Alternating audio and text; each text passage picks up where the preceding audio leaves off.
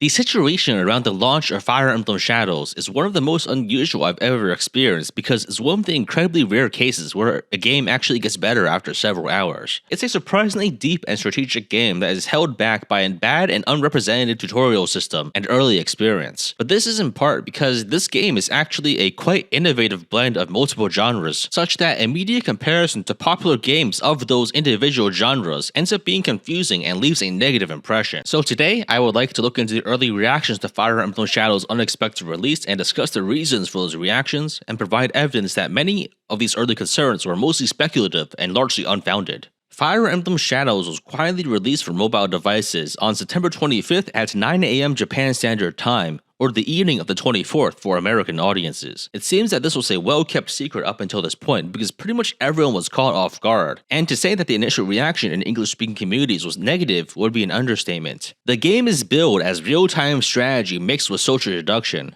and this naturally invites direct comparison to one of the most popular social deduction games of the decade, Among Us, which has benefits for visibility but does not at all accurately describe what Fire Emblem Shadows is trying to achieve. This is also accompanied by a very different visual style meant for mobile devices, leading to immediate comparison to other phone games, which are generally not known for deep and strategic gameplay. Consequently, with all of these red flags in full display, most players booting up the game for the first time find their initial biases validated by a painfully boring and lengthy tutorial segment and immediately bounce off. This is understandable, but at the same time, many other less founded accusations simultaneously emerge, such as the game being a gacha or pay-to-win, that it's another mobile game reskinned with Fire Emblem, as well as being a ripoff of Among Us that's 5 years late to the trend. So now, I would like to discuss all of these early reactions and address them from the perspective of someone who has now put way too much time into the game. I made my first video on Fire Emblem Shadows having only played the game for a few hours, but since then I've put more than 50 hours into the game, which I think allows me now to have a more informed opinion. I've played all of the characters a decent amount, and even got so highly ranked on one character that the matchmaking broke and I was not able to play them anymore until a fix was implemented. Many players immediately bounce off the game because of the perception that this game is shallow, and this is quite understandable because the first few hours really don't do the gameplay justice. Early matches give a terrible first impression because the default and auto-generated skill sets are often very bad, and the game forces you into matches against bots for the first few games you play for each character. Naturally, these early matches are built to be easy to win, and even when you start facing players, those are people who frankly don't know what they're doing, meaning that complex interactions are not possible. And it's in those complex interactions against intelligent actors where this game really shines. Over the course of the past week or so, I've seen the meta evolve in real time as players pick up new techniques from their opponents and use them against them. Every part of the game really opens up once you start fighting players who are knowledgeable, and every deduction phase ends up being absolutely rife with mind games. Another early bouncing off point is the misconception that this game is an auto-battler, which implies that the player has very limited influence on the outcome of a fight, when that couldn't be further from the truth. It is true that your characters automatically move and target enemies at the start of your phase, but many spells are movement oriented and you have much more control over positioning and attacks than you might originally think. The automatic movement attacks actually accelerate the game and makes things quite fast paced. Paying attention to everything going on can actually be quite overwhelming. In high level play, you end up counting the exact seconds between actions in these 6-second phases for both deductive and strategic purposes, and the exact timings of spell cooldowns and your positioning ends up being extremely important. For example, it is possible for light side players to dodge attacks launched by the shadow player in the second round because they often have a 2-second delay during which they can be evaded by a well-timed movement spell, but this leads to counterplay from the shadow who can instead delay their spell until after the light player teleports, leaving them on cooldown and unable to dodge any further attacks within that 5-second window. But this leads to counterplay for the counterplay, where one light player might play very proactively while the other holds their spells in reserve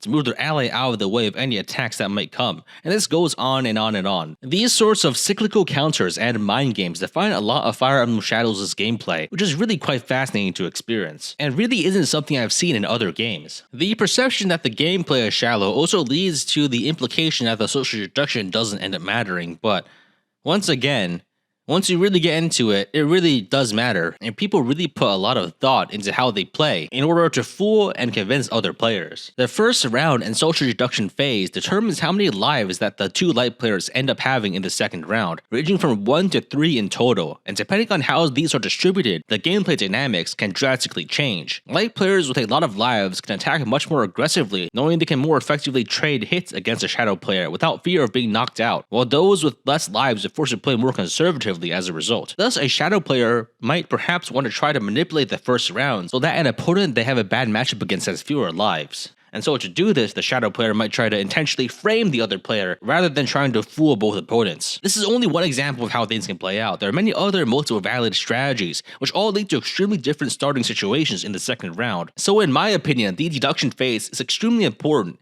and it really sets up the second round with so many different starting variables that each game plays a lot differently from the next. One other concern I often see being repeated is that this game is a gacha with a predatory pay-to-win system, and that is straight up not true. Currently, 11 out of 14 characters are unlocked by basic progression, with 2 more being more difficult to obtain, and only 1, Lin, that is currently locked behind a battle pass. That said, once the battle pass is over, Lin will be added to a general drop pool and can be obtained by free-to-play players. Overall, the amount of free content is actually quite surprising, to the point where there's basically nothing you can actually spend your real-life money on. Most progression is based on character levels, which are obtained by just playing the game, and gear comes mainly from random drops or an in-game gold market with no direct method of purchase with real-life cash. The few things that you can actually purchase also afford you surprising little advantage gameplay-wise. The only advantages right now that you can buy are the character Lin, which also makes your skills usable for other characters, and character XP, which can already be obtained freely and in high quantity. I don't think I've actually seen any players who have paid for a level advantage, and this is already partially mitigated by matchmaking level caps for rank brackets and matchmaking referring to pair players with other players of similar levels. Funnily enough, Lin herself as a character is kind of middling in the meta, and having her isn't much of an advantage. In fact, playing her or using her skills for the past few days has actually been a disadvantage, because using her skills as a trader immediately makes Lin suspicious, because access to those skills is limited. That isn't to say that the game doesn't have balancing issues with regards to level disparity in matches or character matchups, but the pay-to-win component of this is pretty minimal. Another common refrain that I see among detractors is that the developers had such little faith in the game that it was suddenly released so that it could be sent out to die. I don't agree with that interpretation.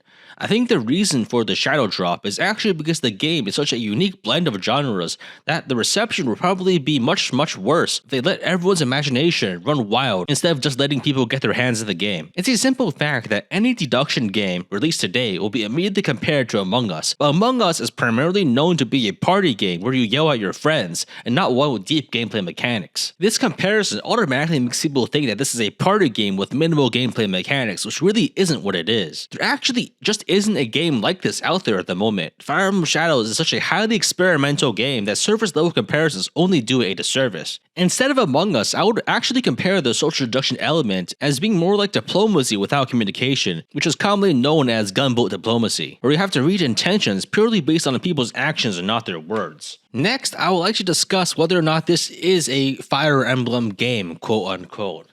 Whatever that means. Fire Emblem means different things for different people, so naturally your mileage may vary, and many parts of the game definitely diverge from a typical Fire Emblem formula, such as the core gameplay loop. I think a lot of the outcry is because of the unexpectedly large proportion of original characters, possibly because most Fire Emblem spin-offs like Warriors or Heroes have primarily been anthology games, primarily meant to celebrate and promote the other titles. Whereas Fire Emblem Shadows is really trying to be its own thing without the support or presentation that a wholly original Fire Emblem normally would have. I originally thought that this was just another game with Fire Emblem tacked onto it, but looking closer, there's really just so many Fire Emblem references and elements deeply intertwined with the game systems that I really can't honestly say I think that anymore. For instance, many of the original characters are clearly XPs of common Fire Emblem archetypes and characters. You have equivalents of Marth, Sita, Cain and Abel, Jagan, Navarra. One of the characters is basically a Chapter 1 bandit boss. Furthermore, the weapon triangle and weapon effectiveness are also really tightly integrated into the gameplay, which is a pretty core feature of Fire Emblem design. In that sense, it's as close to Fire Emblem as any spin-off really can be. The main part, however, where Shadows diverges from Fire Emblem is the gameplay, and I think this is primarily because traditional Fire Emblem gameplay is wholly unsuitable for PvP. Early attempts in the DS and 3DS games were complete messes, and even the live PvP mode in Fire Emblem Heroes, Summoner Duels, has honestly been an utterly miserable experience for everyone involved ever since it was released 4 years ago. If you expect Fire Emblem gameplay going in, you'll probably be disappointed, but I would make the case that if this were a live PvP game with Fire Emblem gameplay, then it will be much worse than what it currently is. With all that said, while I now really like this game, it's obviously not for everyone, and that's okay.